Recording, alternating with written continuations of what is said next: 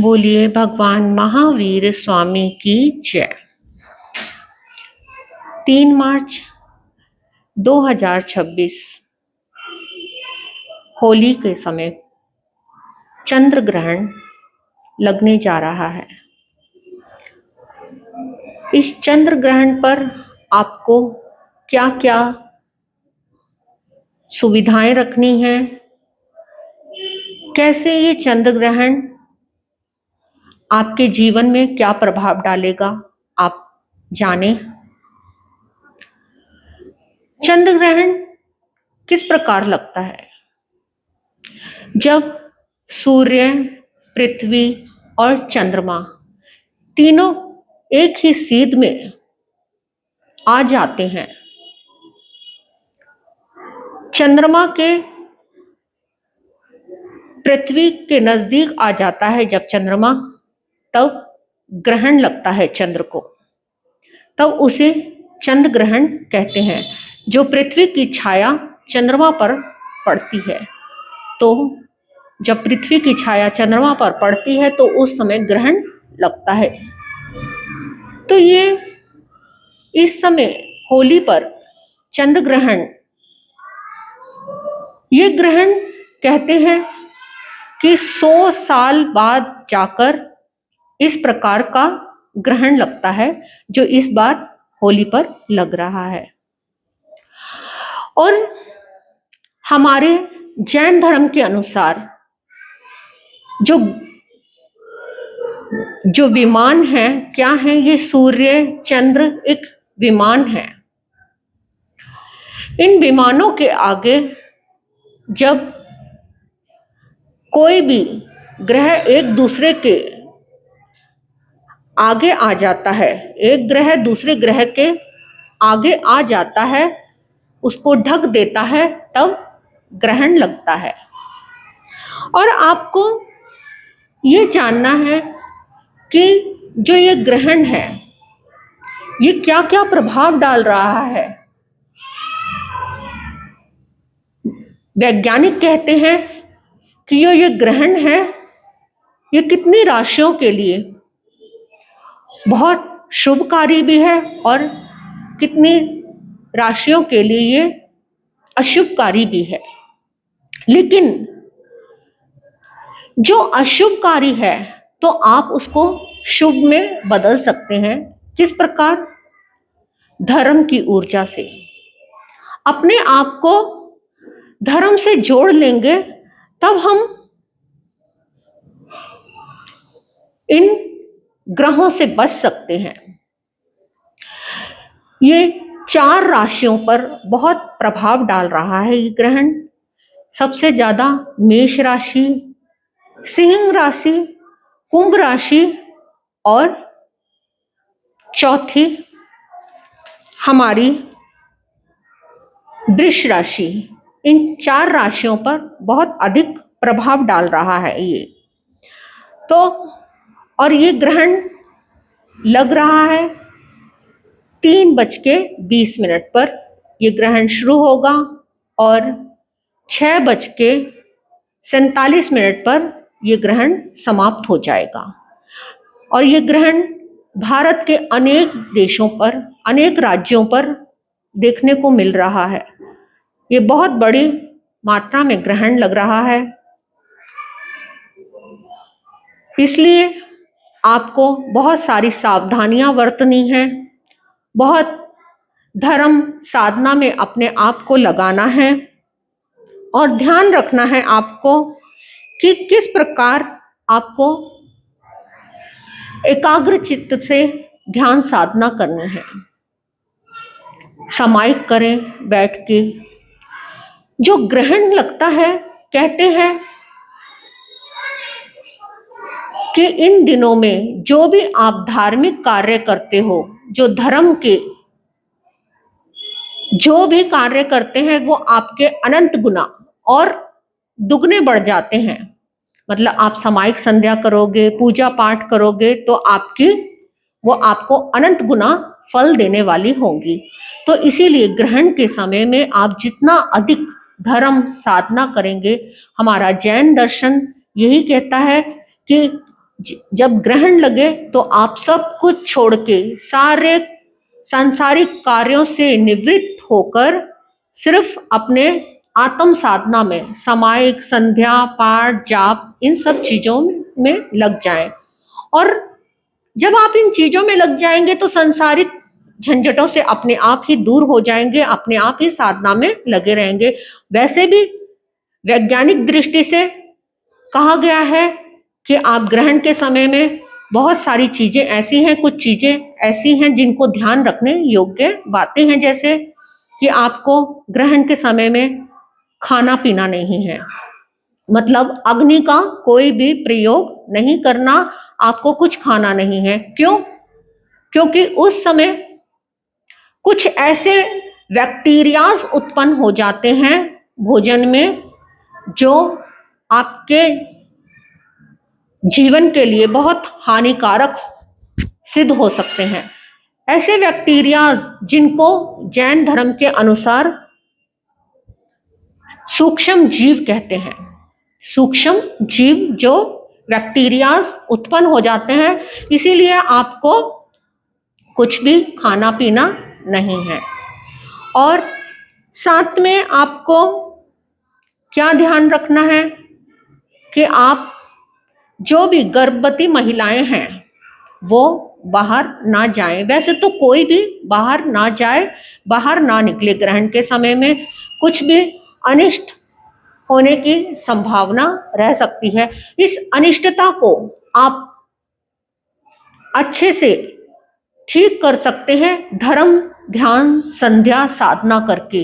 वैसे भी जिन राशियों पर कुछ ऐसा प्रभाव पड़ रहा है चंद्र का जिसके कारण आपके जीवन में कुछ दुष्प्रभाव पड़े, तो उन दुष्प्रभावों को काटने के लिए परमात्मा ने कहा है कि आप जितना धर्म करेंगे, जितना ज्यादा साधना करेंगे, आत्मचिंतन करेंगे, तो वो बाधाएं, वो दुष्प्रभाव अपने आप ही आपके कट जाएंगे। तो आपको ये बाहर के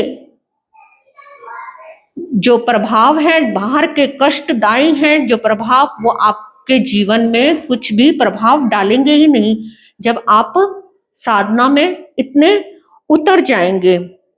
तो आपको क्या क्या बातें को ध्यान में रखना है, इन बातों को आपको बहुत खास कर ध्यान में रखना है।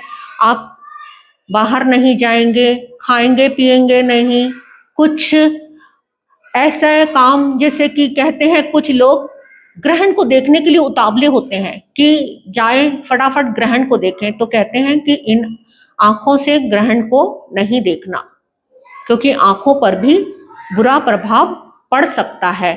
और किसी भी प्रकार की नुकीली चीज का आप प्रयोग नहीं करें, जैसे कि सुई, कैंची, चाकू आदि, इन चीजों से बचकर रहें। इन चीजों का प्रभाव बहुत ही खतरनाक हो सकता है ग्रहण के समय में।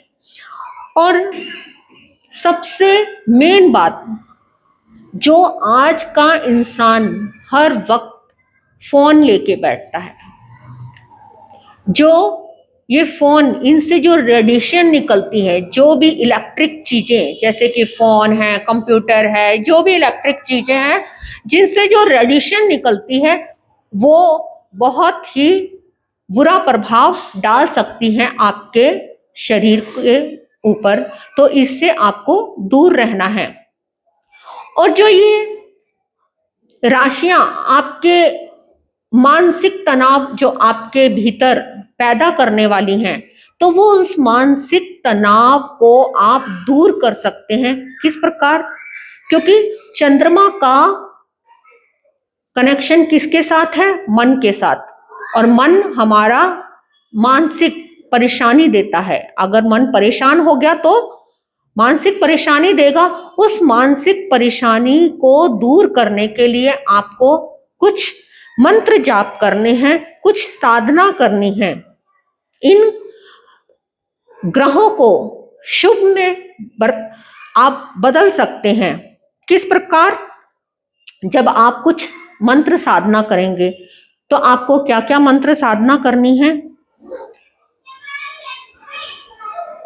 पार्श्वनाथ भगवान, उनका जाप करेंगे तो आपके सारे उपसर्ग, आपके सारे कष्ट टल जाएंगे। पार्श्वनाथ भगवान का जाप करें। ओम ह्रीं श्रीं श्री पार्श्वनाथाय नमः। ओम ह्रीं श्रीं श्री पार्श्वनाथाय नमः। पार्श्वनाथ भगवान का जाप करें। नवकार महामंत्र की माला करें, जो सब बाधाओं को हरने वाला हमारा महामंत्र नवकार। सारे कष्ट अपने आप ही दूर हो जाते हैं उस जाप को करने से। और एक आपको बता दूं, सबसे ज्यादा जरूरी, जो भक्तांबर का जाप, जिसको भी भक्तांबर आता है, वो भक्तांबर की पहली और अंतिम गाथा जरूर करें।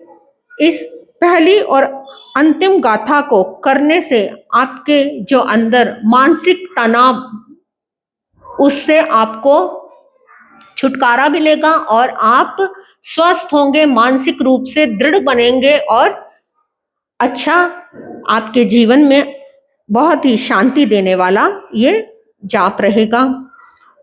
और शांतिनाथ भगवान का जाप करें, जिससे अंदर में अपने आप ही शांति मिलेगी। आप स्वयं की शांति, विश्व की शांति, पूरे परिवार की शांति, सबकी शांति के लिए शांतिनाथ भगवान का जाप करें। ओम ह्रीं श्रीं श्री शांतिनाथाय नमः। ओम ह्रीं श्रीं श्री शांतिनाथाय नमः। तो शांतिनाथ भगवान का जाप करें। सब रोगों के निवारण के लिए भी शांतिनाथ भगवान की आप माला कर सकते हैं। तो इन जाप को करने से आपके मन पर बहुत अच्छा प्रभाव पड़ेगा। इन जाप को आप करें। और ये ग्रहण कब लग रहा है? होली के समय।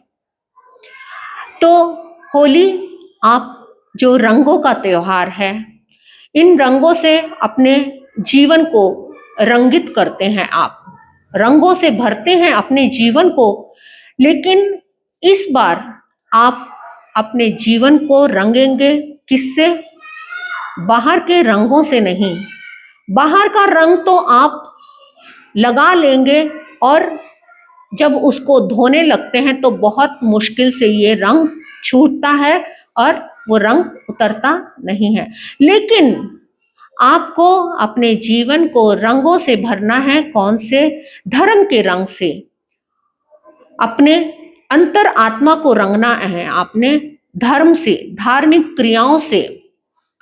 इस होली पर आप अपने जीवन को रंगे, अपनी आत्मा को रंगे, धर्म के रंग से रंगे, तो आपका जीवन सफल बन जाएंगे। तो सारे आपके ग्रह बहुत ही एकदम सुचारू रूप से, व्यवस्थित रूप से सारे ग्रह आपके चलने लग जाएंगे और आपका जीवन भी बहुत ही उन्नति की ओर बढ़ता चला जाएगा। आप यह लोक और परलोक दोनों में सुखी हो जाएंगे। ये सांसारिक सुख चाहिए, जो आपको लौकिक सुख चाहिए, वो सब मिलेंगे आपको और आपके सारे ग्रह शांत हो जाएंगे। कौन सी ऐसी चीज है जो नहीं मिल सकती? सब कुछ मिल सकता है, लेकिन उसको मिलने के लिए हमें अपने अंतर को थोड़ा सा धर्म के रंग में रंगना पड़ेगा। धर्म के रंग में रंगेंगे तो सब कुछ मिल जाएगा।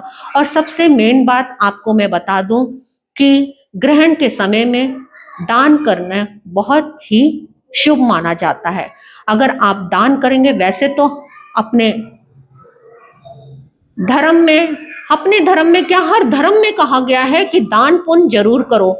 और जो दान करता है तो उसके जीवन में पुण्य का उपार्जन तो होता ही है, लेकिन साथ के साथ सारे दुख दर्द मिट जाते हैं। और दान कौन कर सकता है? जिसके अंदर भावना होती है। कैसी? करुणा, दया की भावना। तो वो अपने आप ही दान के क्षेत्र में आगे बढ़ता है। और वैसे भी अगर आपको इस ग्रहण को अपने जीवन से अच्छा बनाना है, अपने जीवन के लिए शुभकारी बनाना है, तो दान जरूर करना। ये चंद्र ग्रहण लग रहा है तो इसीलिए आपको सफेद चीज का दान करना। सफेद चीजों में जैसे कि आप चावल का दान करें। चावल का दान करोगे तो आप अन्न से भरते चले जाओगे, अन्नपूर्ण बन जाओगे। और दूध दही का दान करो तो आपके मानसिक शांति के लिए बहुत अच्छा रहेगा दूध दही का दान। शक्कर का दान करो।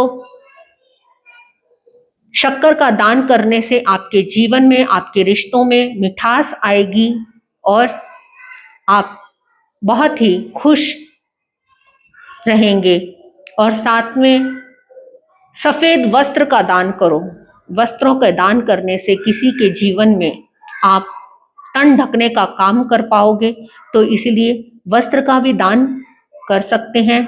जिसकी सामर्थ्य जैसी हो वैसा दान करें। अगर सामर्थ्य और भी करने की हो तो वो कहते हैं कि चांदी का, कुछ छोटी सी चांदी का टुकड़ा भी दान कर सकते हैं अगर सामर्थ्य है तो वो बहुत ही शुभकारी रहेगा। जिसकी सामर्थ्य जैसी हो वैसा दान करें, लेकिन दान का भाव जरूर रखें। गौ माता, जो गौ माता मुश्किल में है, उन गौ माता को आप गौशाला में भिजवा के आप गऊओं का थोड़ा उनके लिए सेवा कर सकते हैं। गौशाला में जाकर चारा आदि देना, गुड़ आदि देना, मतलब जिसकी जैसी सामर्थ्य है दान करें। दान करना, वैसे भी दान करने से बहुत ही अपने पुण्य कर्मों का उपार्जन होता है। और जब पुण्य कर्म अर्जित होंगे तो अपने आप ही हमारा जीवन आगे उत्तरोत्तर बढ़ता चला जाएगा, उत्तरोत्तर बढ़ता चला जाएगा। क्योंकि जैसा अब आज हम दान करेंगे तो कल को हमारे पास अपने आप ही भर के आता चला जाएगा। तो आप इस ग्रहण को अपने जीवन में क्या करना चाहते हैं? अपने जीवन को इस ग्रहण से अच्छे से शुभकारी बनाना चाहते हैं। आपके जीवन में शुभ हो, मंगल हो, भला हो, आपका कल्याण हो, तो उसके लिए आप धर्म में और दान पुण्य में, सामायिक आदि में, जाप पाठ में लग जाएं और अपने ग्रहण को अपना अच्छा बनाएं। तो कहते हैं ग्रहण में किया हुआ जितना भी धर्म है वो बहुत ही अनंत गुना फल देने वाला है, होता है। तो इसी प्रकार ये दान भी और दान भी 100 गुना फल देने वाला होता है। वैसे तो दान जब भी आप करें तभी फल देगा, लेकिन ग्रहण के समय में कुछ अलग ही इसका महत्व है। तो आप अपने जीवन का कल्याण करें। तो इसी शुभकामनाओं के साथ ओम शांति, ओम शांति।